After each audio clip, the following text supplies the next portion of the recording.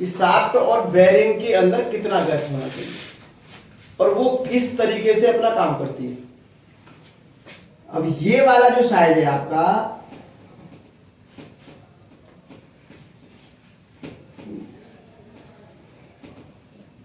11.990 to 11.995 का size हो गया।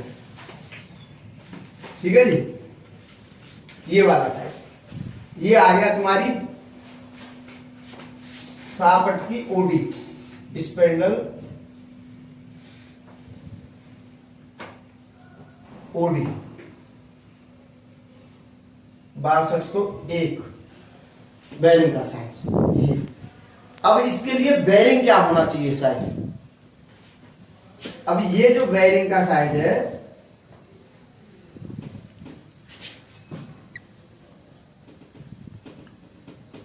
इसकी बेरिंग का जो साइज आ गया 11.996 टू 11.998। ठीक है जी, ये साइज आता है इसका 96 से 98 तक का साइज आता है। अब इसी में ये साइज 95 तक भी आ जाता है, 3 माइक्रोन का तो डिफरेंस रहता है। 95 तक भी साइज आ जाता है, 95 96 ये एक्चुअल तो 95 96 का ही आता है, 2 माइक्रोन में कोई दे नहीं पाता, 3 माइक्रोन का तो डिफरेंस होता ही होता है। अब 98 वाली में ये साइज आ गया, ये आ गया बेरिंग का साइज। अब इसमें फर्क कितना पड़ा, 96 में 6 माइक्रोन, इसमें कितना पड़ा 3 माइक्रोन, 3 माइक्रोन का डिफरेंस। अब इसके अंदर ये जाएगी आराम से बैठ जाएगी, इसके अंदर ये जाएगी तो आराम से बैठ जाएगी। अब ये वाली इसके अंदर जाएगी। अब ये जैसे कि आपका 11.995 और 11.996। अब इसमें 1 माइक्रोन का डिफरेंस आ गया। अब जब ये बराबर का साइज आ जाएगा तो जो तुम्हारी फिट बैठती है और जब डिसमेंटल करते हो पंखे को उस टाइम पे वो निकल नहीं पाती और टॉप में से बाहर आ जाती है, वो ये साइज आता है। 95 95 का आ जाएगा, 96 95 96 में कोई फर्क नहीं है, 95 96 का साइज आ जाता है, तो उसमें वो बिल्कुल टाइट जाती है। अब कोई चीज तुम्हारी 96 का साइज है, तुम्हारा 95 का साइज ओडी आ गई, ये तो ओडी हो गई और ये आईडी हो गई। अब इस आईडी में और इस ओडी में 1 माइक्रोन का डिफरेंस है, पर 1 माइक्रोन का तुम मान के मत चलो, 1 माइक्रोन तो वैसे अभी टॉलरेंस में निकल जाता है, चेक करते हैं। ये बराबर का साइज है। अब जब इसमें फंसेगी ना, फंस तो जाएगी, आगे चैन पर लगा होता है, लेकिन वो फिर दोबारा निकलेगी नहीं, निकलेगी तो हथौड़ी से ठोकने की निकलेगी। उस केस में ये आईडी में ये बेरिंग का साइज हो गया, ये स्पेंडल का साइज हो गया। ठीक है जी, 6201 ये बेरिंग की आई। अब इसमें जब ये टाइटनेस जाती है तो बेरिंग फैलती है। कौन फैलता है, जब कौन फैलेगा, जब इसकी बराबर साइज में जाएगी तो कुछ तो फैलेगा। जैसे आपकी टॉप के अंदर बेरिंग डालती हो तो 35 mm की टॉप की बेरिंग हो गई और 35 mm का ही उसकी बेरिंग की ओडी हो गई, 35 mm की टॉप की आईडी हो गई। तो 35 mm थोड़ी रखते हैं टॉप की आईडी को, उसको 34.975 रखते हैं, 25 माइक्रोन टॉप। मतलब कुल मिला के आपका 2.05 से भी माइनस में रखते हैं। ठीक है, तो जब वो चीज माइनस में रखी है और फिर उसमें हम 35 की डालते हैं, जिससे कि उसकी कसाब, उसकी फिटमेंट प्रॉपर आए, वो लिख लेना, जितनी उसको फैलनी है उतना फैल जाए। तो अब ये चीज जब फैलेगी ना, है तो वो भी एमएस और वो भी एमएस है, तो थोड़ा सा ग्रेड का फर्क होता है, लेकिन फिर भी वो फैलती है। तो वो कौन फैलता है, तो बेरिंग जिसमें हल्की गोली लूज होती है वो तो पता नहीं पड़ती, और जो बिल्कुल फैल जाती है उसमें बेरिंग कुछ की आवाज आनी चालू हो जाती है। कह रहे हैं ना कि भाई इसकी एलबीएस बोलते हो ना आपके, इसकी एलबीएस आ गया, या पंखे में थोड़ी सी बेरिंग की कट कट की आवाज मतलब घच घच की सी आवाज आ रही है, पूरी प्रॉपर आवाज नहीं आती बेरिंग की, लेकिन एक तो होती है cut cut cut cut cut bearing की आवाज, एक होती है जैसे कुछ उसमें आपने ग्रीस व्रीस चिपका के कोई थोड़ी भद्दी भद्दी सी आवाज, तो वो उस तरीके की उसकी आवाज आती है। यहाँ का ये इसका तो ये फॉर्मूला है कि इसमें हमें कभी भी हमारे को अगर इसी में ये वाले साइज है जो 96, अब ये वाला साइज हमारा मान लीजिए 11.985 और हमारी बेरिंग का साइज कितना है 11.998। अब कितना फर्क आ गया, अब इसमें शाफ्ट लूज जाएगी, अब इसमें शाफ्ट लूज जाएगी तो ये कटने की शिकायत इसके अंदर आ जाएगी।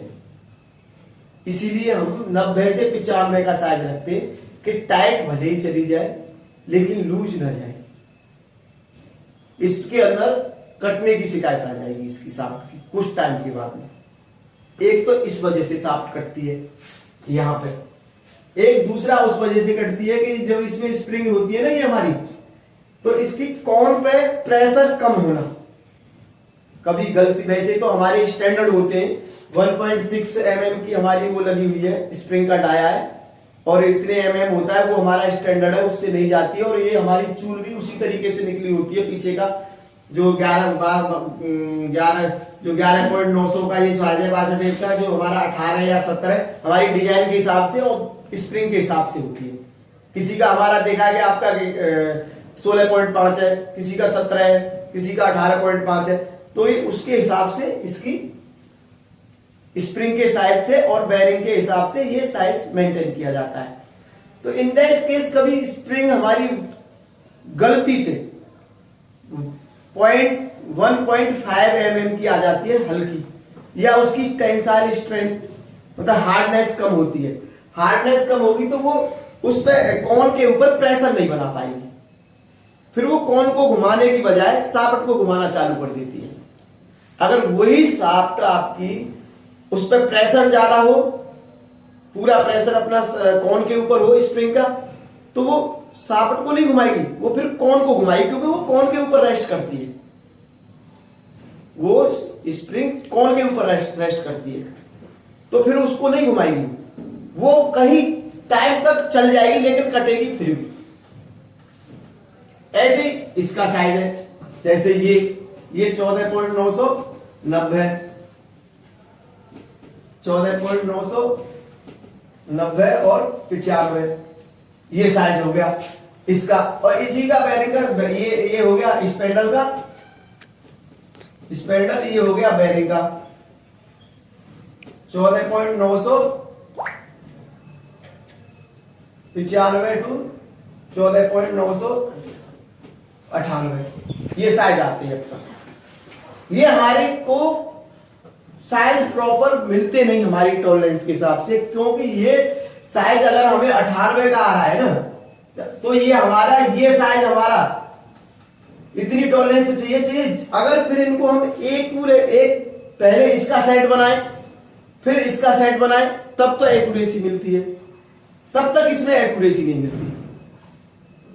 इसके लिए ये जो टाइटनेस आती है 95 में 98 ठीक हो जाएगा, 95 में ये 90 का ठीक हो जाएगा, लेकिन इसी के अंदर ये साइज चला जाएगा, ये 95 और ये 95 तो टाइट होगा।